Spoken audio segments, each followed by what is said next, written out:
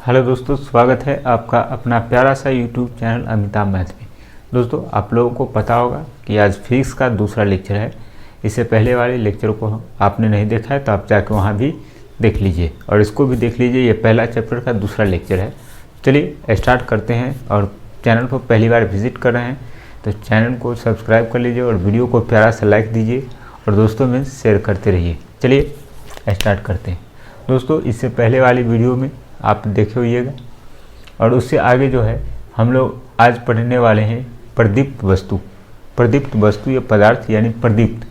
आप प्रदीप्त के बारे में जानते हैं। आप लोग कॉपी पेन लेके बैठिए और डिफिनेशन हम लिखाते हैं, आप लिखते चलिएगा। एकदम सटीका डिफिनेशन है, इजी वे में आप याद कर पाएंगे। यदि आप समझ जाइएगा तो याद जरूर कर लीजिएगा। देखिए, प्रदीप्त वस्तु या प्रदीप्त। प्रदीप्त का मतलब वे पदार्थ जो स्वयं प्रकाश को क्या करता है, उत्सर्जित करते हैं। यानी वे पदार्थ जो प्रकाश को खुद यानी प्रकाश खुद बनाते हैं, वो है ना, उसको हम लोग कहते हैं प्रदीप्त वस्तु। जो वैसे वस्तु जो स्वयं पदार्थ को क्या करे, उत्सर्जित करे, यानी प्रकाश को खुद लावे यानी खुद बनावे प्रकाश को, उसको कहते हैं प्रदीप्त वस्तु। जैसे एग्जाम्पल में आप ले सकते हैं सूर्य हुआ, जो खुद इसका अपना खुद प्रकाश है। उसके बाद तारे, उसके बाद दीपक। समझ गए आप लोग? जो प्रकाश को, ऐसा पदार्थ जो खुद प्रकाश को क्या करे यानी स्वयं प्रकाश उत्सर्जित करे, उसको हम लोग कहते हैं पारदर्शी पदार्थ। ठीक, या पारदर्शी। देखिए यहाँ पर सूर्य, देखिए ये सूर्य से आपको पता चल गया होगा एक चीज़ है। यदि आप सूर्य की तरह चमकना चाहते हैं तो सूर्य की तरह जलना सीखो। सही बात है दोस्तों, आपने इस सूर्य को देखा तो याद आ गया एक बात, जो अगर आप सूर्य की तरह चमकना चाहते हैं तो सूर्य की तरह जलना सीखिए। रियली में अगर आप जिस दिन जलना शुरू कर दिए, जिस दिन से जलना या तपना स्टार्ट कर दिए, उस दिन से आप चमकना स्टार्ट कर देंगे।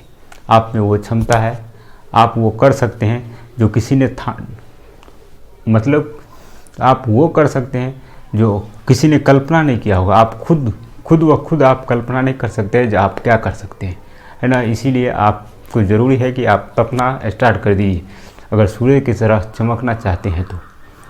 चलिए स्टार्ट करते हैं, फिर से आगे पढ़ते हैं। काहे कि वो बात लेके जाएंगे सूर्य पर तो बहुत लंबी बात हो जाएगी, है ना, वीडियो लंबी हो जाएगी। इसके लिए आगे बढ़ते हैं। आप लोग बस इतना समझिए कि सूर्य की तरह चमकना चाहते हैं तो सूर्य की तरह क्या करना होगा, तपना होगा आपको, और आप तपेंगे, मुझे विश्वास है। चलिए अगला देखिए, अप्रदीप्त। अप्रदीप्त क्या होता है? जैसे पत्थर, टेबल, कुर्सी, ETC। कहने का मतलब अप्रदीप्त उसी का उल्टा हुआ। प्रदीप्त जिससे प्रकाश, जो प्रकाश को स्वयं उत्सर्जित करे तो प्रदीप्त हुआ। जो प्रकाश को स्वयं उत्सर्जित नहीं करे, है ना, जो प्रकाश को उत्सर्जित नहीं करे उसको कहते हैं अप्रदीप्त वस्तु यानी नॉन लुमिनस। यानी पत्थर, टेबल, कुर्सी, ये सब क्या है, अप्रदीप्त वस्तु है, जो ये सब प्रकाश खुद नहीं बनाते हैं, है ना, ये दूसरे के प्रकाश पे चमकते हैं। आप देखिए नोट में आपको ये याद करना है कि चंद्रमा भी एक प्रकार का क्या है, अप्रदीप्त वस्तु है। चंद्रमा भी एक प्रकार का क्या है दोस्तों, अप्रदीप्त है। प्रदीप्त कहने का मतलब ये, जो इसका खुद का प्रकाश नहीं होता है, ये खुद अपना प्रकाश नहीं होता है चंद्रमा के पास। ये हमारे सूर्य से लेते हैं। किससे लेते हैं? सूर्य से प्रकाश लेके ये चमकना चालू कर देते हैं, है ना। इसीलिए ये चंद्रमा के पास अपना कोई प्रकाश नहीं होता है। वो किससे लेते हैं? सूर्य से। सूर्य से का प्रकाश ये लेता है, तब जाके ये चमकना चालू कर देते हैं। तो आप लोग को एग्जाम्पल में अगर दिया जाएगा, चंद्रमा भी एक प्रकार का क्या है, अप्रदीप्त वस्तु है। आप लोग इसको नोट करके ध्यान रखिएगा। चलिए अब आगे आते हैं, पारदर्शी पदार्थ यानी पारदर्शी। पारदर्शी का मतलब हुआ, नाम में ही छिपा हुआ है डिफिनेशन, वे पदार्थ जिससे होकर प्रकाश, यानी वे पदार्थ जिससे प्रकाश आसानी से आर पार कर जाए, है ना। वे पदार्थ जिससे प्रकाश क्या हो, आसानी से आर पार कर जाए, यानी पारदर्शी का मतलब हुआ आर पार कर जाना। जैसे एग्जाम्पल में आप लीजिए शीशा को लीजिए, आप वहाँ प्रकाश डालिए तो शीशा में आसानी से प्रकाश क्या हो जाएगा, आर पार कर जाएगा। जल ले लीजिए, यहाँ लिखा है जल, कांच लीजिए, जल लीजिए, हवा लीजिए, ये सब क्या है, पारदर्शी पदार्थ है ना। तो एग्जाम्पल में ये सब चीज़ आपको ध्यान रखना है। तो पारदर्शी पदार्थ वैसी पदार्थ जो मतलब जिससे होकर प्रकाश क्या हो, आसानी से आर पार कर जाए, यानी आसानी से आर पार कर जाएगी, उसको हम लोग कहेंगे पारदर्शी पदार्थ।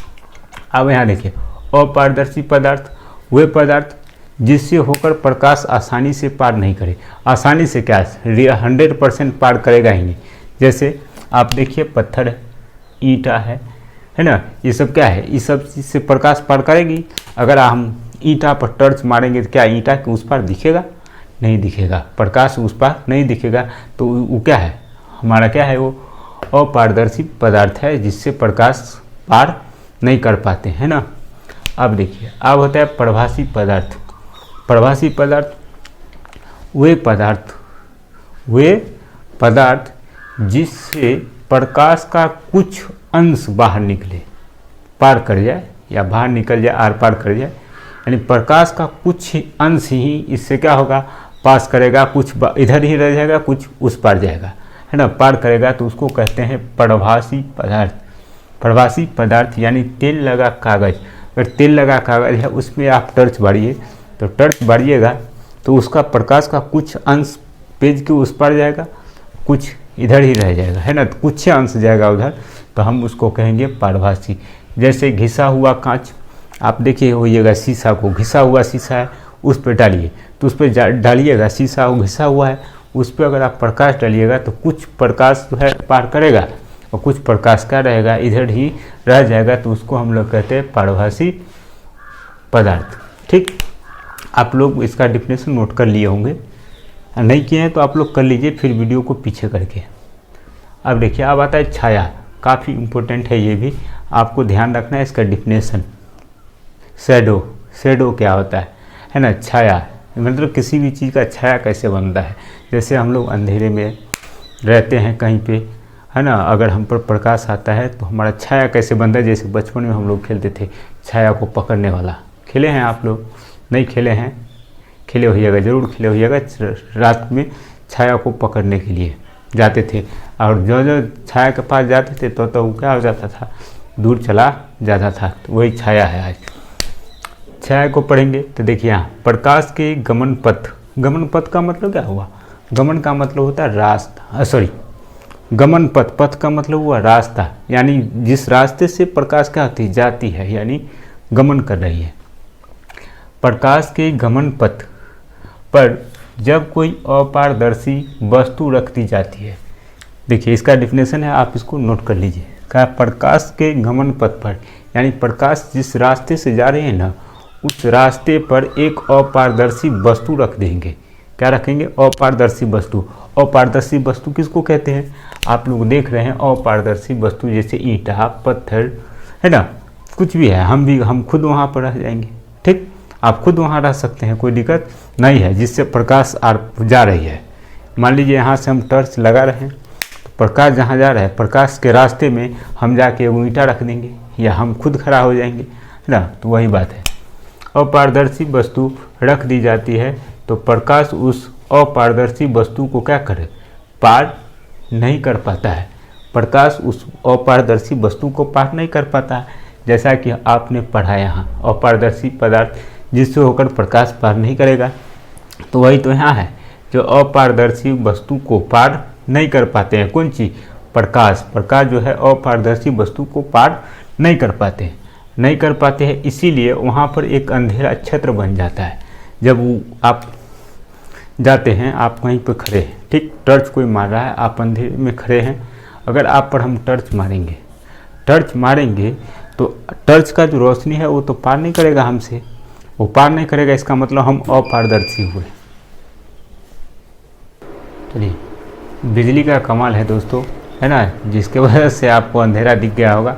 चलिए फिर से आते हैं यहीं पर, कोई दिक्कत नहीं है। यहाँ छाया, आप लोग डिफिनेशन नोट कर लिए होंगे कि प्रकाश के गमन पथ पर जब अपारदर्शी वस्तु को क्या करते हैं, रख देते हैं।